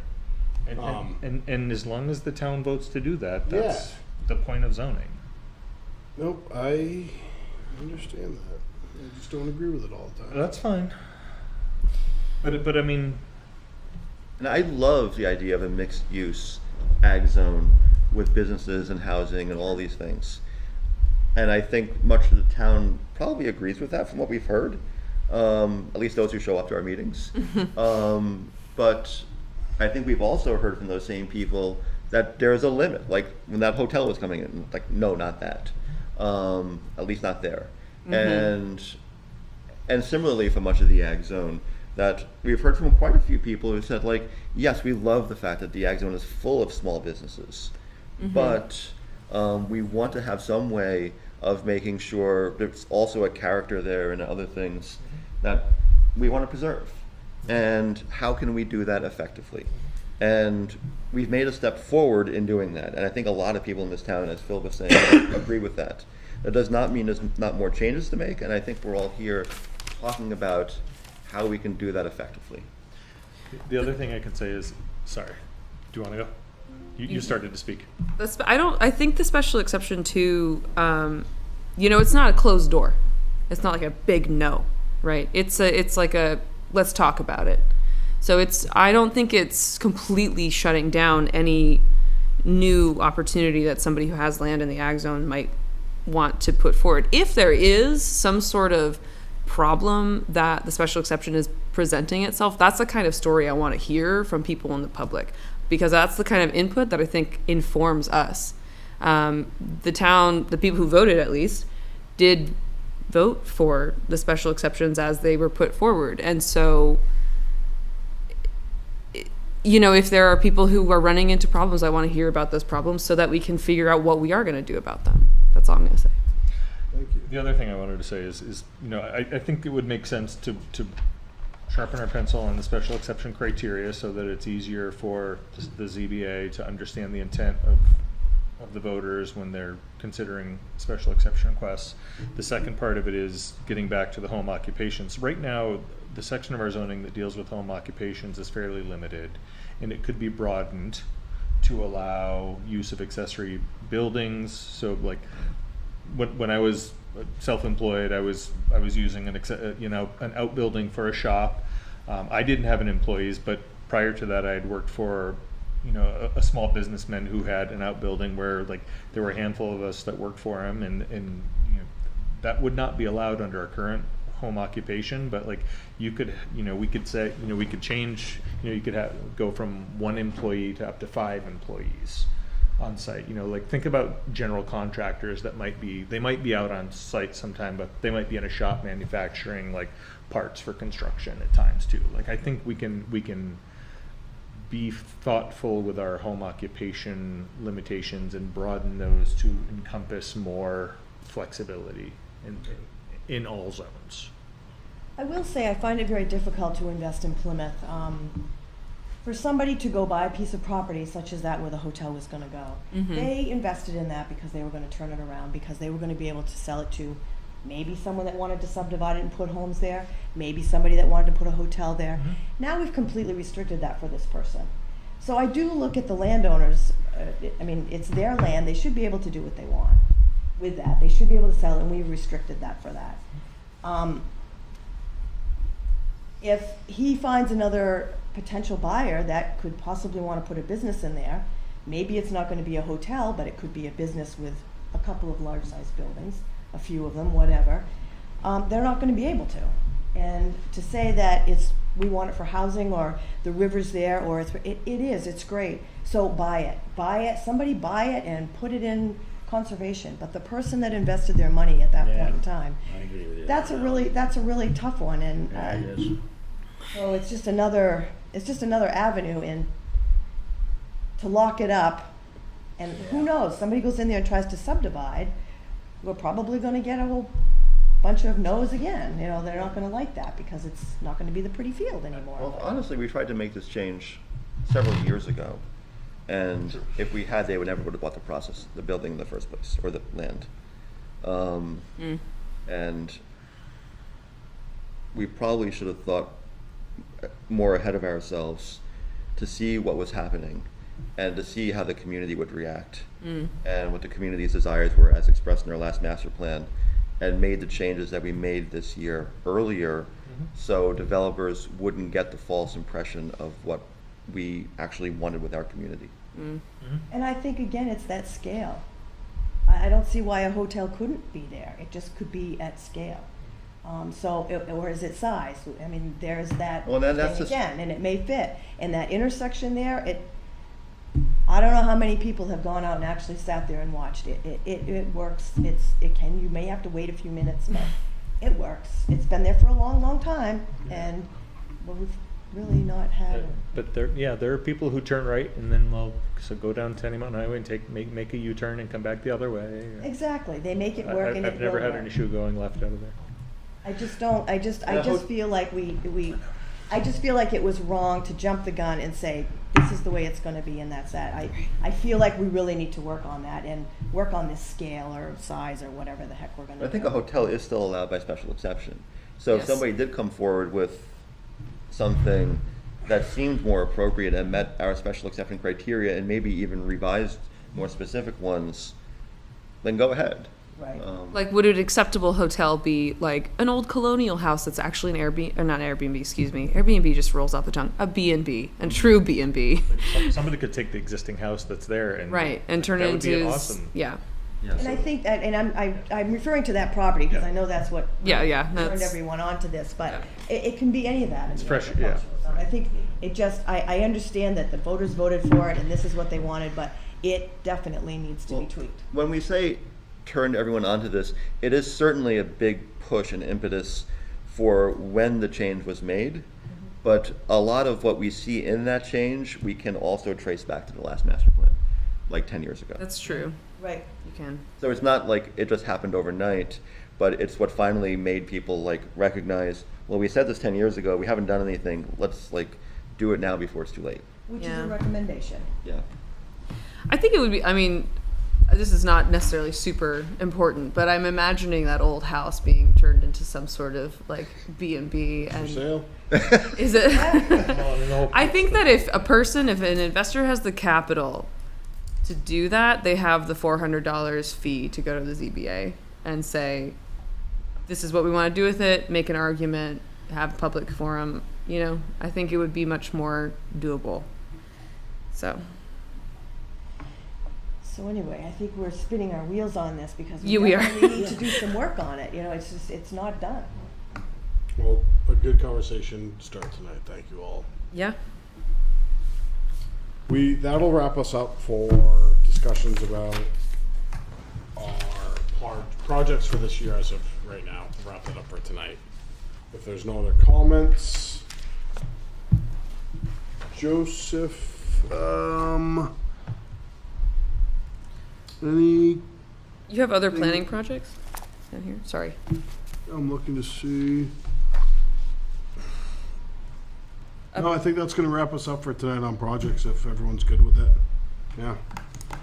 Because I'm about to see if you guys, well, actually, Joseph, do we have anything for our next meeting? Let me start with that. Yes. Yep, I have that on my list. So there has been no application received for the June business meeting of the board. So the board really has a number of options. The board could decide to cancel the meeting. The board could use it as another work session or something else altogether. But there is no application received for that meeting.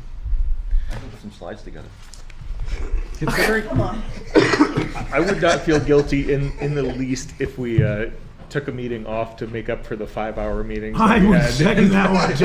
I second that one like you have no idea. I have a proposition or a suggestion. Yeah. Our work session next month is on the 3rd of July. Correct.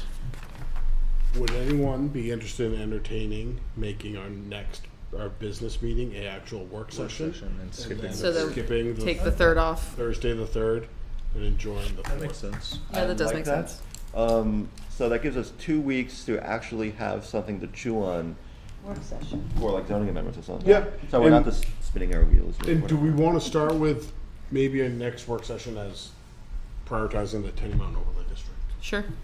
To Yeah. say, let's take next work session Yeah. and let's have some discussions on the T-mod. Actually, it's great. It's fresh in the mind, Yeah. actually. So, So one of the things I want to think about as we look at that is you know, if we put that forth, do we need to think about, well, would it make sense to consider parallel paths where we have the Tenny Mountain Overlay District, and if that doesn't go through, have an underlying zoning change of looking at like making that area highway commercial instead, and instead of doing the overlay, just doing highway commercial along the portion of 3A, like 500 feet back both sides. Something like That's that. a complex proposition Yeah, for it's the a voters hedge. to say like, if this, then this, but if not this, then Well, this. we don't have to put forth the voters. I'm wondering if we want to just keep it in the back In our of our back pocket. brains. Yeah. Okay. Like, let's say we decide not to put the Tenny Mountain Overlay District forth the voters, but say, let's do this with Instead. let's look at highway commercial zoning for that area instead, and we'll leave it at that. Could be without. I don't know if I want to even keep that in my back pocket Okay, as that's a fine. way out. I'm happy moving forward with the overlay district. I think this is honestly. a really important thing to do. Okay. And I don't know how anybody else feels, but I think in some form or another, even if it's the original one, that I prefer the revised one or some revised one. Yeah. That cleans it up a little bit. I don't know about anybody else. I think we should put something forward out of this. We put a lot of work into it. I think it's a really important opportunity for the town. And I wouldn't want to just pull something in my back pocket and say, no, we'll do this instead. Right. Yeah. I think we'd be not like doing our diligence by doing that. I'm fine focusing on the TMOD. Okay, so for our next meeting, the 19th, Juneteenth. we Ah, will have that as a work session, Why couldn't we planning on say- focusing on one of the things at Tenny Mountain Overlay District. Mm-hmm. And then we will plan to excuse all of us from July 3rd because we worked so hard on the 19th. Fantastic. That sounds Okay. like a great plan. Excellent. Thank you. Any other comments from the board or anything? One brief comment, I'll keep it very speedy here. The select board, I did have a meeting with them the other night, and Scott, with regards to economic development, they're looking at reviving the Economic Development Committee. There's a lot that will go into that. That's you. But there seems to be an interest in reviving that committee. It will likely be a subcommittee of the select board, and I would, initial, inclination would be that there would very likely be an interest or need to have a planning board member or members represented on that. So maybe if folks just want to think about that, you can always also watch the select board meeting to hear that discussion. Also, Housing Champion designation application has been submitted, as has the Plan New Hampshire charrette program application. And then lastly, the Lakes Region Planning Commission Transportation Advisory Committee met earlier this week and had some good discussion about NHDOT's Complete Streets program that they're working towards. It's been dormant for a little while and it's not fully adopted yet. They also have a Driving Towards Zero campaign. They're revitalizing the office within DOT that deals with safety. So the idea would be, the goal, this is not in practice yet, the goal would be to have safety and complete streets be a consideration whenever the DOT is doing work on a piece of state road. So I love this. Highway. Is this in conflict with the federal government's DOT right now? Which I think is trying to deprioritize complete streets type projects. Oh, interesting. So there's two parts of the Are project. they trying to downshift it to states? There's really two parts of the initiative. I think they that- are actually trying to deprioritize non-automobile related. Federal, though. Yeah. Yeah, the state has a HSIP, Highway Safety Improvement Plan, and that is dependent on federal funding, and it's a list of safety priorities that DOT would like to do. When the money comes in, they hope it's federal money. That's basically like a 10-year plan for safety projects. The other side of it, the complete streets, DOT just on its own does a lot of maintenance, rehabilitation work. So this wouldn't be necessarily specific grant funded projects. This would be DOT is resurfacing Route 25. Have they checked a box that they've looked at whether there should be complete streets improvements? And those are not always, in fact, may not often be federally funded. It might be other state. Would happy that be to hear something that. where like we might be able to advocate for a crosswalk and a sidewalk to connect up to the end of the sidewalk on Island Street? I think so. It's not. So I will say a little like word of caution that this is an initiative, and there's a team at DOT that's really working to help move this forward, but it is not a policy across the department yet. Their goal is for it to be, but yes, and they really did emphasize engaging with the towns about these potential improvements once this becomes a policy. It's certainly their hope that it will be. Do we know what kind of funding is available? Or is it just anytime they're working on a state highway, they're willing to do a little bit extra to make it? Maybe if you're a That's their housing goal. champion, you can have prioritization. Yeah, that's their ultimate goal, is that it would be any project. If there's a known safety issue, or they identify that there could be a need for complete streets enhancements, DOT would be automatically thinking about that and potentially talking to the community about those anytime they're doing something substantial. So completely, if they're rebuilding a road or if they're resurfacing, if they can shift things around a little bit, it is dependent on what exactly they're doing. But it could even be things like, may not all be complete streets. It might be rumble strips. It might be changing around center turn lanes. It might be other things. There's a lot of different. They tried rumble strips. Yeah, I was about to say that didn't go very Nobody good. liked those. That was a great thing. I couldn't believe it. One How morning to long was wake that? up, A year? And they're gone. and then one They're morning to bringing wake back up, and they're there, and I drove out my door. I thought I Wait, drove. what are you through- talking about? Oh, you weren't even here. So No. like they did like all of Tenny Mountain Highway with rumble strips on the middle then and three. shoulders. They did- And then like a year later they came through and like ground it down and repaved it. Oh wait, Oh, why? they did. No, they Well, didn't that have was Point because Hill. It echoed into the mountain. yeah, they did it. They went right down Denny Made Mountain. everybody, made the animals Wow. Well, they did it right down 3 Mayhew Turnpike too, by John Ron's Wow.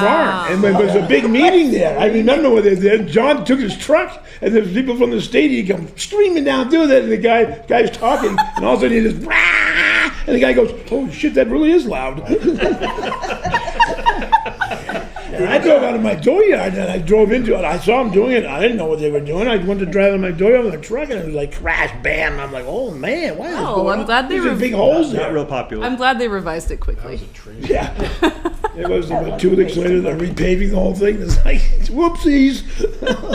So maybe they won't do that for Plymouth, but they are looking to revive their programmatic rumble strip program at DOT. But I'm guessing they may try to learn from their Let sleeping dogs lie. learn from their mistakes there. I'm happy to hear about the complete streets, though. That's a Yeah. interesting Yeah, I priority. think sounds like a promising initiative. I get the sense it's a ways out. I wouldn't expect this to start happening tomorrow, but there is a team that is working towards that at DOT. Monday.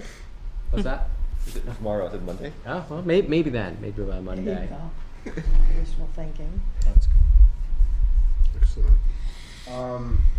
Can I just say thank you to Joseph for finishing the New Hampshire Plans charrette application? You may say that. Thank you, Joseph. And Thank thank you, you for your Joseph. help. Thank you. Yes, Of course, Absolutely. yeah. No, we had a good time. It was very interesting, but I don't want to take too much credit because he wrote a majority of it. Thank you. Yeah. He's good like that. Yeah. As a cyclist, rumble strips aren't fun either. They're No. not. I can only imagine. Joseph, can you add to the agenda for our next meeting, going back on what Molly asked about, we really need to look into the zoning board joint meeting, potentially.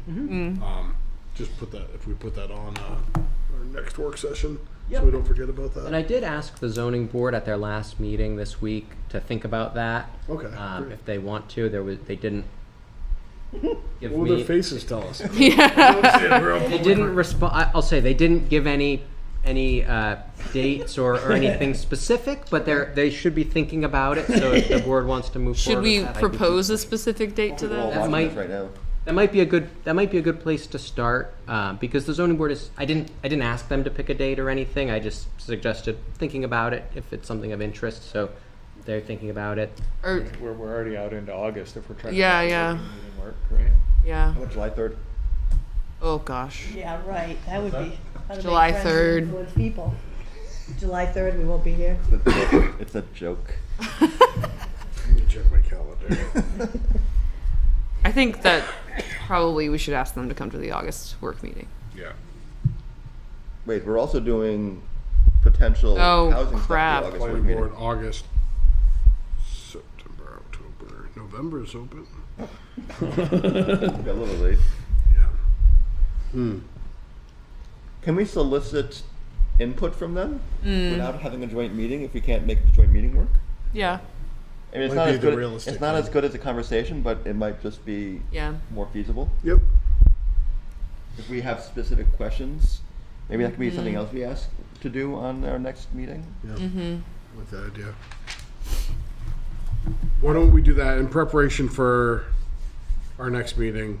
Think of if there's any questions you'd like to ask the zoning board. It might just be best we send over our correspondence. Joseph, put probably that in the reminder easier. list. Yeah. Put a reminder to remind us.